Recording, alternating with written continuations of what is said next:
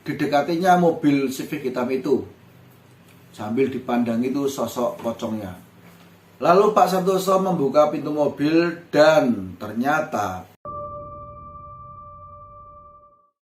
halo teman-teman semua, ketemu lagi dengan saya Sam di Tentang Perjalanan. Kali ini saya mau bercerita tentang black magic yang orang sering bilang yang namanya santet. Mau dengar ceritanya? Kita lanjut. Siap.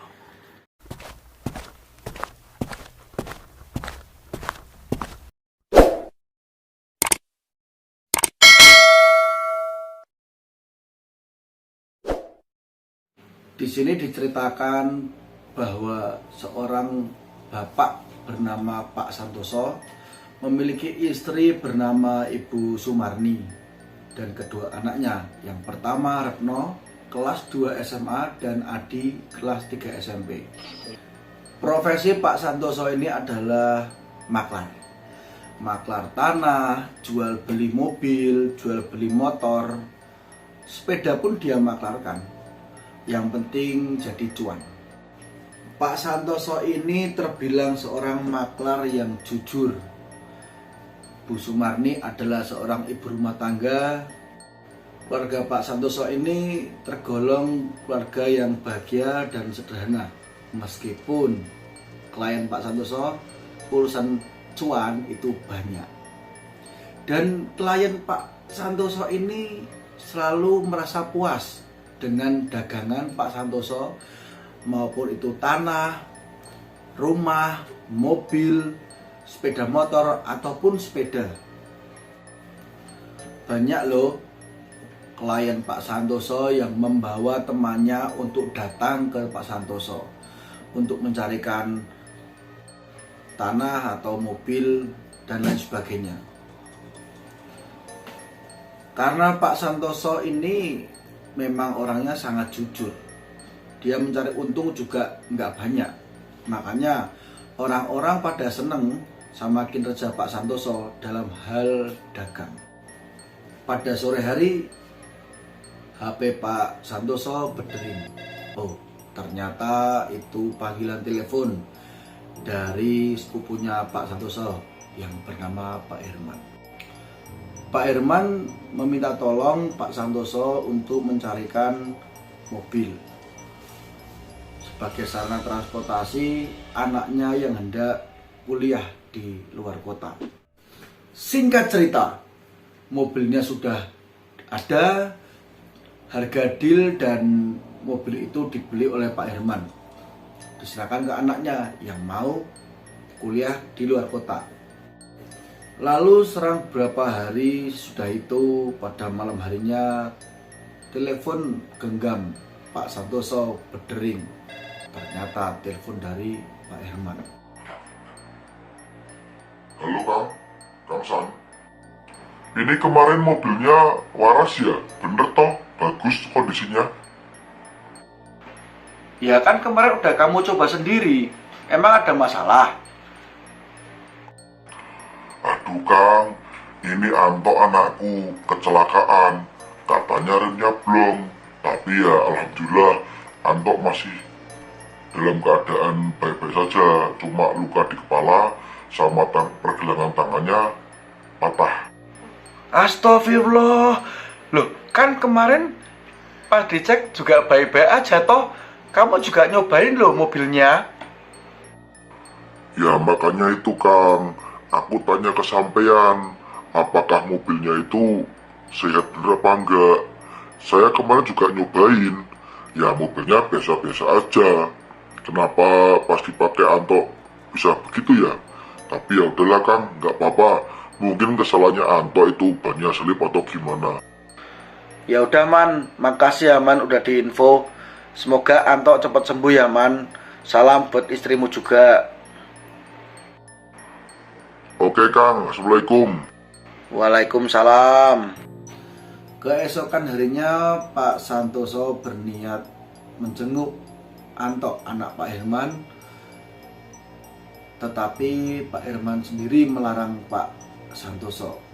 dikarenakan jauh di luar kota. Yang kedua, katanya Pak Herman, kondisi Anto sudah membaik.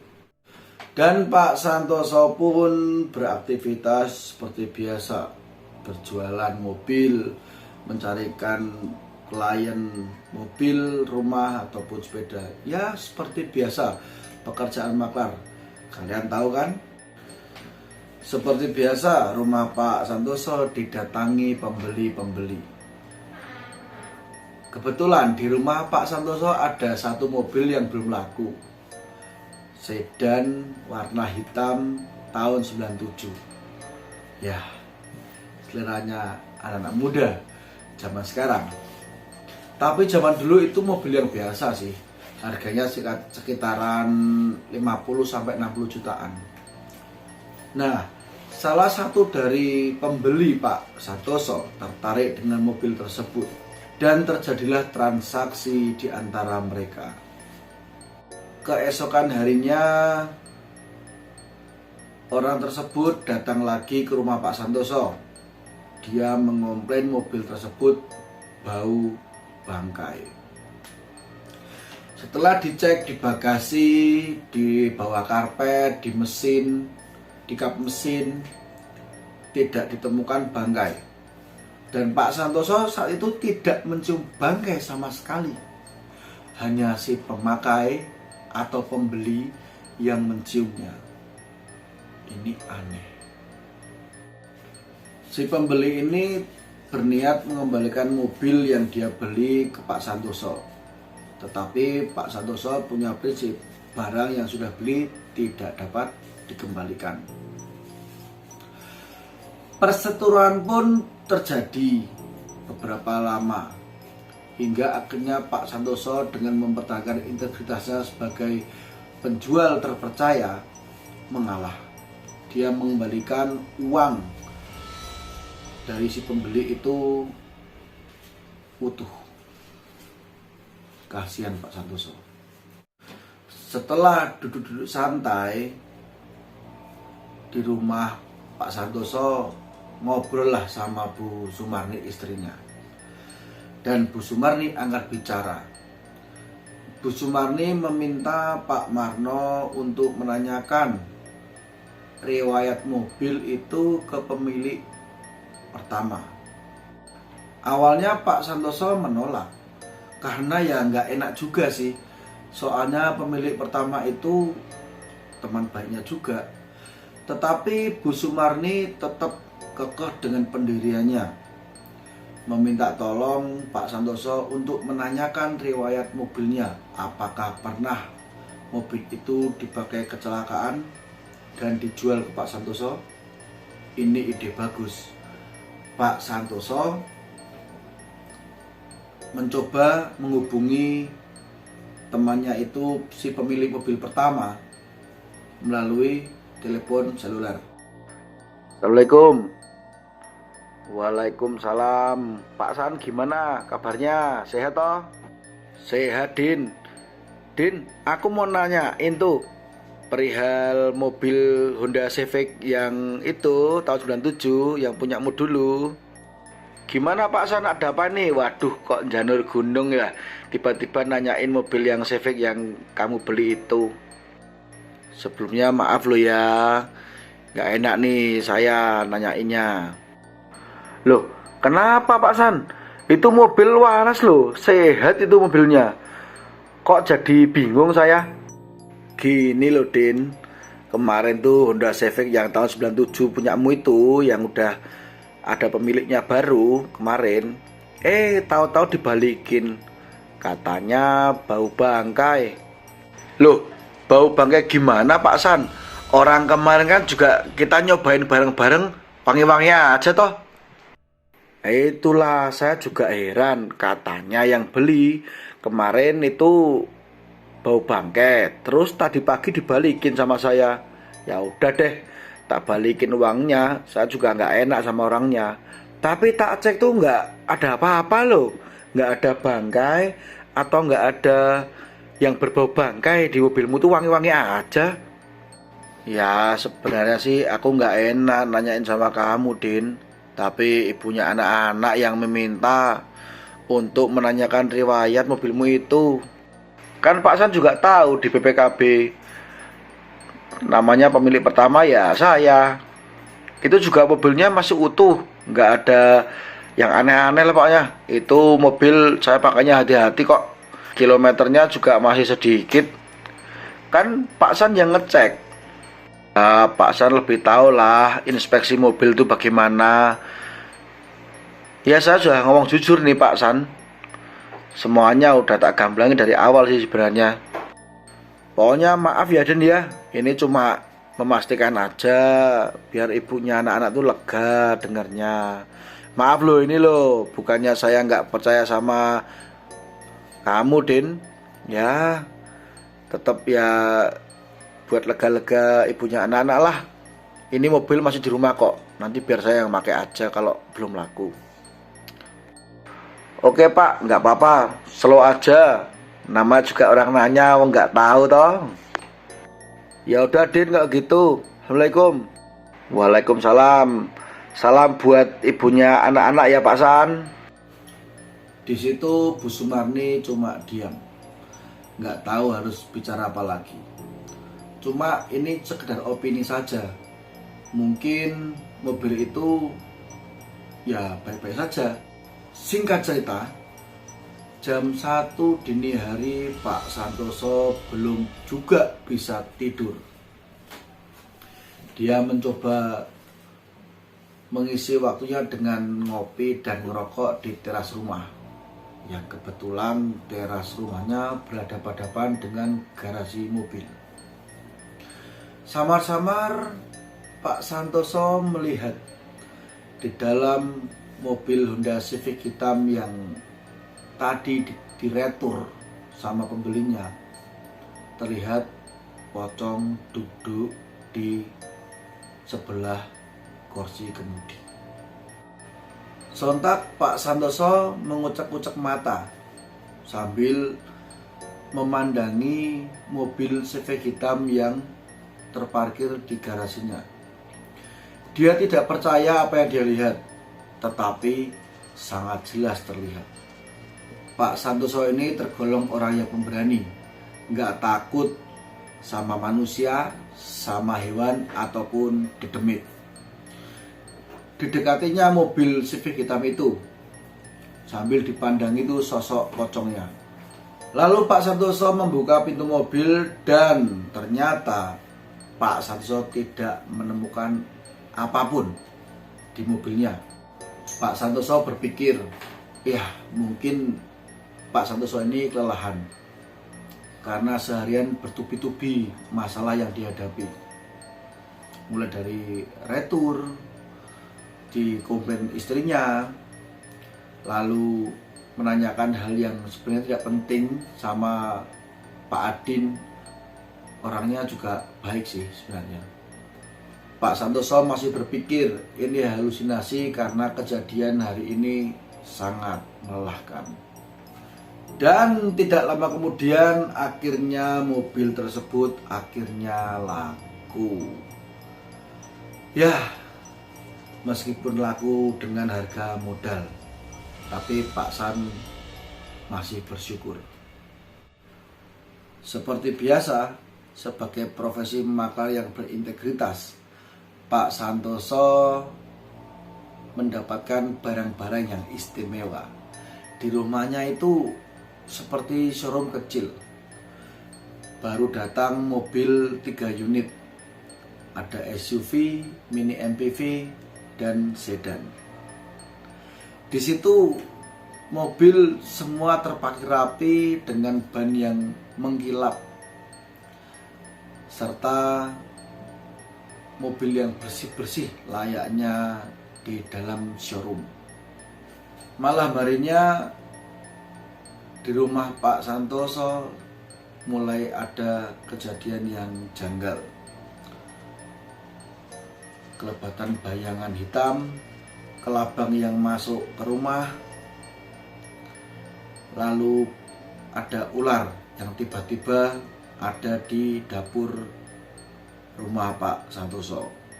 Pukul 3 dini hari tiba-tiba dari kamar Retno terdengar teriakan. Teriak histeris.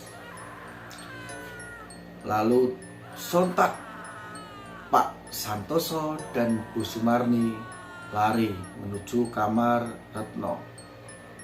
Di situ Adi masih tertidur dengan pulas, yang seakan-akan tidak terjadi apapun di rumah itu. Selang beberapa hari, Bu Sumarni jatuh sakit. Dia sakit panas dan merasa perutnya sakit. Dibawalah Bu Sumarni ke dokter sama Pak Santoso dan kedua putranya.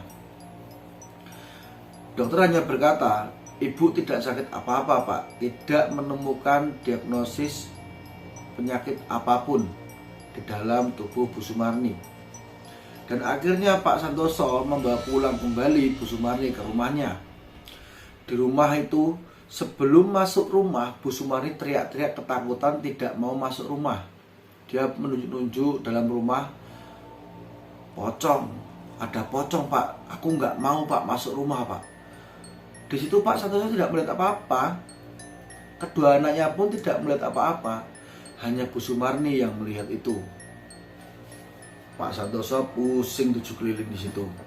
Sudah ekonomi murat-marit karena dagangan susah laku sekarang. Tambah lagi istrinya sakit dengan halusinasi yang berlebihan. Pak Santoso mencoba membawa Bu Sumarni ke psikiater. Di situ sedikit terjadi perdebatan antara anak-anaknya dan Pak Santoso. Dipikir ibunya gila ya. Tetapi Pak Santoso masih berpikir secara logis bahwa Bu Sumarni ada gangguan jiwa yang tidak dia ketahui suatu dulu masa-masa pacaran. Dokter psikiater pun tidak menemukan kejanggalan penyakit gangguan jiwa dalam Bu Sumarni. Di situ Pak Santoso sudah putus asa. Mau dibawa kemana ini istrinya supaya bisa sembuh. Akhirnya tetangga Pak Santoso menyarankan ke Pak Santoso supaya Bu Sumarni dibawa ke pondok pesantren, tempat dulu dia mengenyam sekolah. Dia hanya berkata, Pak Santoso, siapa tahu ibu itu diganggu makhluk halus. Dulu saya tinggal di pesantren Pak. Kayaknya baik orangnya dan sering banyak pasien yang datang menangani masalah seperti ini. Lalu Pak Santoso masih berpikir logis. Dia berpikir berulang-ulang. Tiba-tiba alarm mobil, ketiga mobil di garasinya ini bunyi. Aneh, tidak ada yang membuka pintu atau menggedor mobil. Kenapa bisa nyala alarmnya? Sontak Pak Santoso langsung mengambil kunci remote mobilnya, lalu mematikan alarm satu persatu. Setelah itu Bu Sumarni teriak-teriak histeris dalam kamar. Kedua putranya mendatangi kamar Bu Sumarni sambil memegangi, karena Bu Sumarni mengerang-erang seperti harimau. Tidak lama kemudian tetangga Pak Santoso yang bernama Pak Abdullah itu, yang tadinya mengajak ke pondok pesantren tempat dia mengenyam sekolah, ditolak oleh Pak Santoso. Buru-buru mengajak Pak Santoso untuk mendatangi kiainya tersebut. Pada akhirnya Pak Santoso pun mengiyakannya. 2 jam menuju ke pesantren. Malam itu kebetulan jalanan sepi, sehingga Pak Abdullah bisa menyetir dengan leluasa. Setibanya di pondok, Pak Kiai sudah menunggu di depan gerbang. Seakan-akan Pak Kiai sudah tahu akan ada tamu yang datang. Pak Kiai anggap saja namanya Pak Ibnu.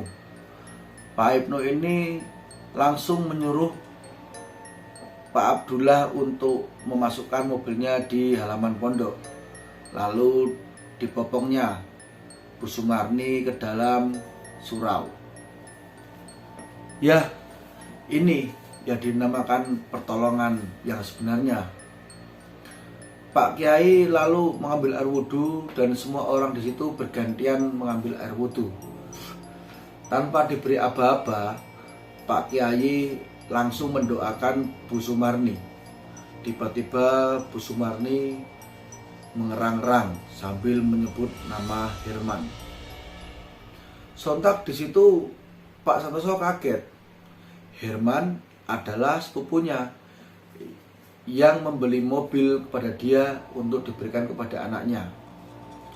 Orangnya terkenal baik, sopan, nggak sombong, dan dermawan. Kok tiba-tiba istrinya menyebut nama Herman sambil mengerang kepanasan. Pak Kiai bertanya kepada makhluk yang memasuki tubuh Bu Sumarni. "Kamu siapa? Disuruh siapa kamu di sini?"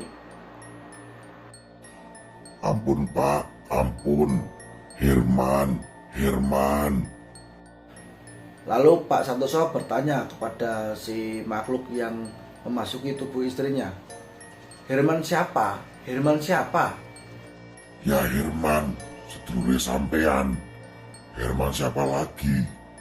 Orang yang serakah dan ragu seperti itu.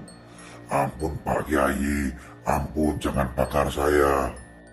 "Ya udah, kamu balik ke Herman itu atau siapapun yang menyuruh kamu. Sebelum kamu saya musnahkan."